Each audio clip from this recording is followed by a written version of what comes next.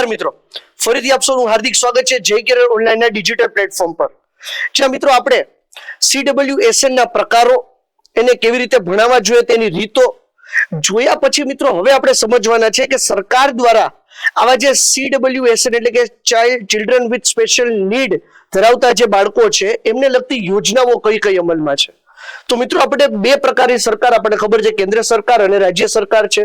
તો એમાં પહેલા મિત્રો આપણે વાત કરશું કે ભારત સરકાર દ્વારા એટલે કે સેન્ટ્રલ ગવર્મેન્ટ દ્વારા કઈ કઈ યોજનાઓ ચાલુ છે.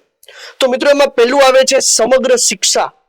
સમગ્ર શિક્ષા અભિયાન જે છે મિત્રો એના અંતર્ગત CWSN માટે ઇન્ક્લુઝિવ એજ્યુકેશનનો મુખ્ય કાર્યક્રમ. ઇન્ક્લુઝિવ એજ્યુકેશનનો મતલબ છે મિત્રો કે દરેક પ્રકારના બાળકો જે છે એક જ સાથે એક જ ક્લાસરૂમમાં બેસી અને ભણી શકે.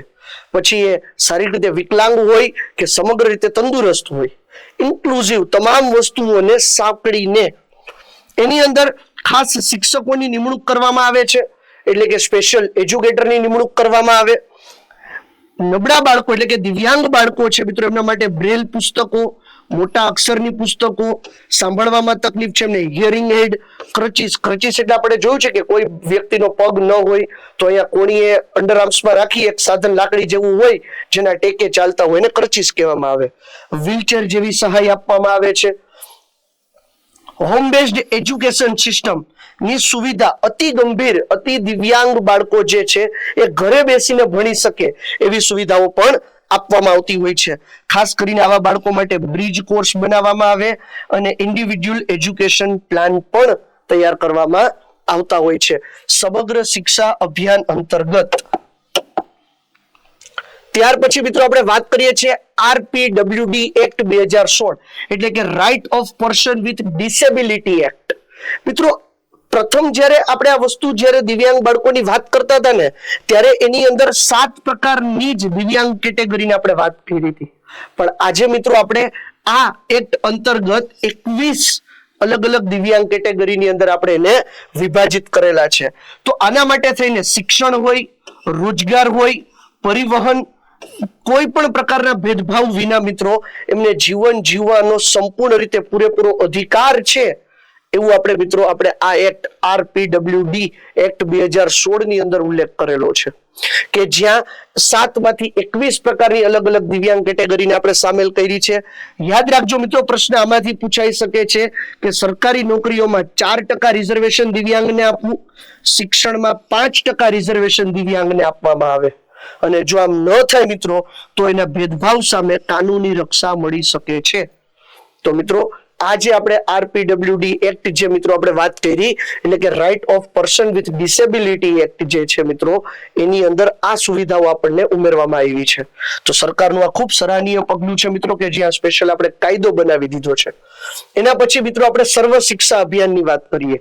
સર્વ શિક્ષા અભિયાન અંતર્ગત મિત્રો 9 થી 18 વર્ષ સુધીના દિવ્યાંગ બાળકો માટે ઇન્ક્લુઝિવ સેકન્ડરી એજ્યુકેશન મિત્રો આ બહુ મહત્વનું છે કે જ્યાં દરેક બાળકો જે છે સામાન્ય બાળકોની સાથે બેસીને જ ભણે, જ્યાં જરૂર પડે ત્યાં એને સહાયકો આપવામાં આવે, થેરાપી આપવામાં આવે, એમના માટે ટ્રાન્સપોર્ટેશનની સુવિધાઓ આપવામાં આવે, એમને સ્કોલરશિપ પણ આપવામાં આવે જેટલે કે જેથી કરીને બાળકને સતત અને સતત પ્રોત્સાહન મળતું રહે મિત્રો. ત્યાર પછી અસિસ્ટિવ ડિવાઇસીસ એટલે કે ADIP સ્કીમ.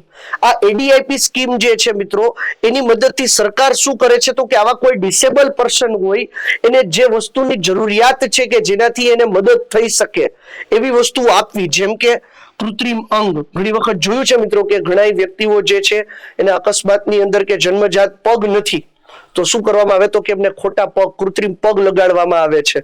આપણે જોયું છે મિત્રો કે ઓલિમ્પિક્સ થાય છે એમાં પેરા ઓલિમ્પિક્સ પણ થાય છે એટલે કે જે દિવ્યાંગ છે જે ફિઝિકલી ચેલેન્જડ છે એમના માટે થઈને પણ મિત્રો ઓલિમ્પિક્સનું આયોજન કરવામાં આવતું હોય છે. તો એમાં આપણે જોયું છે કે એમાં દોડવાની સ્પર્ધા પણ હોય તો કૃત્રિમ પગ વડે દોડતા હોય છે. તો આવા કૃત્રિમ અંગનું એને આપવામાં આવે. હિયરિંગ એડ એટલે કે સાંભળવાની તકલીફ હોય તો સાંભળવાને લગતા જે કોઈ સાધનો છે, કોક્લિયર ઇમ્પ્લાન્ટ કરવાનું છે, હિયરિંગ એડ આપવાનું છે, ઓડિયો ફોન જેને આપણે કીધું હતું, બ્રેલ કીટ આપવાની છે એટલે કે બ્રેલ આપણને ખબર છે કે અંધ બાળકો માટે થઈને અપાતી હોય છે.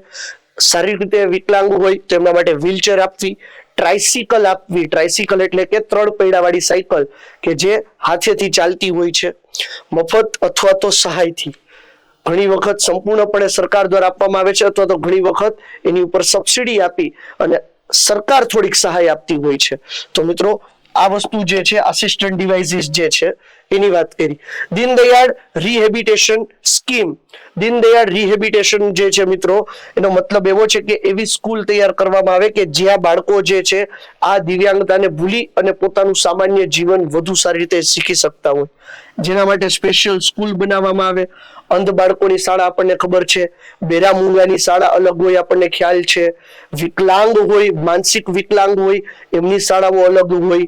ઘણી વખત ટ્રસ્ટ પણ મિત્રો આવી કોઈક શાળાઓની રચના કરતું હોય છે, ઘણી વખત સરકાર એને ફંડિંગ કરતું હોય, આવું પણ બની શકે. તો આવી સ્પેશિયલ સ્કૂલ્સ બનાવવી, અર્લી ઇન્ટરવેન્શન સેન્ટર્સ બનાવવા, એટલે કે આવા સેન્ટર્સની અંદર રહી બાળકો જે છે મિત્રો એ સામાન્ય જીવન જીવતા થાય એવા પ્રયત્ન કરવામાં આવે. એના માટેની થેરાપી એટલે કે ત્યાં એવા સ્પેશિયલ એજ્યુકેટર્સ હોય કે જેને જુદી જુદી થેરાપીઓ દ્વારા એમની ખામીને દૂર કરવામાં મદદ કરે અને આવા સેન્ટર્સ માટે ગ્રાન્ટ પણ સરકાર આપતી હોય છે મિત્રો. ત્યાર પછી ગુજરાત સરકાર દ્વારા CWSN માટેની યોજનાઓ કઈ કઈ છે? તો મિત્રો એમાં દિવ્યાંગ ભથ્થુ યોજના એટલે કે ડિસેબિલિટી પેન્શન ઓર જ્ઞાન સહાય યોજના જે છે એમાં મિત્રો 40% થી વધુ દિવ્યાંગતા ધરાવતા બાળકો જે છે એને માસિક આર્થિક સહાય આપવામાં આવતી હોય છે. સાથે સાથે મિત્રો આવા જે બાળકો છે એમના માટે ટ્રાન્સપોર્ટેશન કમ્પ્લીટલી ફ્રી હોય. અંધ વ્યક્તિઓ જે છે એમની સાથે આપણને ખબર છે કે બસની અંદર કોઈ વ્યક્તિ એક એમની સાથે જાય તો એમની પણ ટિકિટ ન લેવાતી હોય. તો આવી જે યોજનાઓ જે છે મિત્રો ટ્રાન્સપોર્ટેશનની સાથે તો છે, પરંતુ એમના માટે કોઈ પરીક્ષા ફી પણ હોતી નથી. એમને કોઈ પણ પ્રકારની પરીક્ષા આપવાની થાય તો એ પરીક્ષા ફીમાંથી પણ એમને બાકાત રાખવામાં આવતા હોય છે. એટલે 40% થી વધુ દિવ્યાંગતા હોવી જોઈએ. મહત્વનું એ છે 40% થી વધુ દિવ્યાંગ હોય ને એવા બાળકો માટે થઈને જ આ સુવિધાઓનો લાભ મળવા પાત્ર છે કે જ્યાં માસિક અમુક ભથ્થું આપવામાં આવતું હોય છે, આર્થિક સહાય આપવામાં આવે. પંડિત દીનદયાળ ઉપાધ્યાય દિવ્યાંગ કલ્યાણ યોજના, એના અંતર્ગત મિત્રો બાળકોને રજિસ્ટર્ડ સેન્ટરોમાં શિક્ષણ આપવું, થેરાપી આપવી અને એમને સપોર્ટિવ આસિસ્ટન્ટ સાધનો આપવા. આ જે યોજના છે મિત્રો એનું નામ છે પંડિત દીનદયાળ ઉપાધ્યાય દિવ્યાંગ કલ્યાણ યોજના, જે ગુજરાત સરકાર દ્વારા ચલાવવામાં આવે છે. કે આવા જે ડિસેબલ બાળકો છે, CWSN ધરાવતા બાળકો છે, એમને રજીસ્ટર્ડ થયેલા સેન્ટરોમાં બાળકોને રાખવાની, રહેવાની સુવિધાઓ મળે, જ્યાં બાળકોને શિક્ષણ મળે, એમની જે તકલીફ છે તકલીફને દૂર કરવાની થેરાપી અને મદદરૂપ થતા સાધનો પણ આપવામાં આવે. એના પછી મિત્રો સમગ્ર શિક્ષા, ખાસ કરીને ગુજરાત એમાં સ્પેશિયલી વાત કરી છે CWSN સેલ દ્વારા ઇન્ક્લુઝિવ સ્કૂલ્સ બનાવવી, રિસોર્સ રૂમ બનાવવા. ઇન્ક્લુઝિવ સ્કૂલનો મતલબ આપણને ખબર છે કે બધા બાળકો એક સાથે ભણી શકે, એની અંદર રિસોર્સ રૂમ બનાવવા, એવા રૂમોની પણ વ્યવસ્થા ગોઠવવી, ત્યાં સ્પેશિયલ એજ્યુકેટર આપવા, બ્રેલ કીટ આપવી, હિયરિંગ એડ સાંભળવાની તકલીફ છે તો આપવી. આવા બાળકોને વાર્ષિક 3000 રૂપિયા ભથ્થું આપવામાં આવે અને આવા જવાનું ટ્રાન્સપોર્ટ માટે 6000 રૂપિયા વાર્ષિક ભથ્થું આપવામાં આવે. સાથે સાથે મિત્રો એને થેરાપીટિક સપોર્ટ પણ આપવામાં આવે, એટલે કે સ્પીચમાં કોઈ તકલીફ હોય તો એને સ્પેશિયલ સ્પીચ માટેના એજ્યુકેટર્સ હોય છે. સારી રીતે તકલીફ છે મિત્રો તો એને ફિઝિકલ માટે ફિઝિયો પણ આવેલા હોય, ઓટી પણ આપવામાં આવતી હોય છે મિત્રો. આવા દરેક પ્રકારની તકલીફો મિત્રો એમની દૂર થાય એના માટે તેને સતત પ્રયત્ન કરવામાં આવતા હોય છે. ને છેલ્લે આપણે વાત કરીએ છીએ મિત્રો સ્કોલરશિપ અને સાધનોની સહાયની. તો આવા જે બાળકો છે બ્લાઇન્ડ, હિયરિંગ ઇમ્પ્લાન્ટમેન્ટ અને ઓર્થો બાળકોને સ્કોલરશિપ આપવામાં આવે છે, એટલે કે સારી રીતે વિકલાંગ હોય, બ્રેલ બુક્સ આપવામાં આવે, સ્લેટ આપવામાં આવે, સ્માર્ટ કેન, સ્પેશિયલ શૂઝ. આપણે જોયું છે મિત્રો કે ઘણી વખત પગમાં કોઈને તકલીફ હોય છે પંજામાં, તો જાડા એવા વિશિષ્ટ પ્રકારના બૂટ પહેરેલા હોય છે, તો એ સ્પેશિયલ શૂઝ જે છે મિત્રો એ પણ સરકાર દ્વારા આપવામાં આવતા હોય છે. સાંભળવાની તકલીફ હોય તો હિયરિંગ એડ સરકાર આપતી હોય છે મિત્રો, સ્કોલરશિપ એન્ડ સાધનોની સહાય માટે થઈને. અને આ મહત્વનું છે યુનિક ડિસેબિલિટી આઈડી, જે મિત્રો આપણા બધાનો યુઆઈડી નંબર, આધાર કાર્ડ નંબર છે ને, એવી જ રીતે કોઈ પણ પ્રકારની દિવ્યાંગતા ધરાવતા જે બાળકો હોય છે એમના માટે થઈને યુનિક ડિસેબિલિટી આઈડી ગુજરાતમાં ફરજિયાત કરી દીધું છે. આ એક જ આઈડી ની મારફતથી તમે તમામ પ્રકારની સરકારી લાભો જે છે મિત્રો એ મેળવી શકો છો. તમારું પોતાનું કોઈ એક દિવ્યાંગ બાળક છે, દિવ્યાંગ વ્યક્તિ છે, તો એનું પોતાનું બાળકનું એક યુઆઈડી નંબર જે હોય એવી રીતે અહીંયા એનું યુડીઆઈડી નંબર હોય છે, યુનિક ડિસેબિલિટી આઈડી કે જેની મદદથી તમે એ આઈડી નંબર નાખો છો તો એનાથી તમને સરકાર તરફથી મળતી તમામ સહાયો જે છે એ એક જ આઈડી કાર્ડથી મળવાપાત્ર રહેતી હોય છે. અને ફ્રી એજ્યુકેશન ધોરણ 1 થી લઈ 12 સુધી મફત શિક્ષણ, આ પણ એક મહત્વની વસ્તુ છે મિત્રો. ન તો કોઈ પ્રકારની એમને ફી ભરવાની છે, ન તો કોઈ પ્રકારની એમને પરીક્ષા ફી ભરવાની છે. સરકારી અને ગ્રાન્ટેડ શાળાઓમાં વધારાની સુવિધાઓ પણ મળવાપાત્ર છે, સ્કોલરશિપ મળવાપાત્ર છે, વધારાનું ભથ્થું પણ મળવાપાત્ર છે, એમના માટે ટ્રાન્સપોર્ટ અલાઉન્સ પણ આપવામાં આવતું હોય છે. તો આ બધી સુવિધાઓથી મિત્રો આ જે CWSN પ્રકારના જે બાળકો છે એમના માટે થઈને એમનું આગળનું શિક્ષણ જે છે એ ખૂબ સરળ થઈ જતું હોય છે. તો મિત્રો આ તો આપણે વાત કરી હતી સરકાર દ્વારા, પછી રાજ્ય સરકાર હોય કે કેન્દ્ર સરકાર હોય, CWSN ના જે બાળકો છે એમને વિશિષ્ટ પ્રકારની કઈ કઈ યોજનાઓ થકી શું લાભ મળવા પાત્ર છે. તો મિત્રો આવા બીજા વિડીયો સાથે અમારી સાથે જોડાયેલા રહો. આજના લેક્ચરમાં આટલું જ. વધુ આવતા લેક્ચરમાં મળશું. ત્યાં સુધી રજા આપો. અસ્તુ. જય હિન્દ.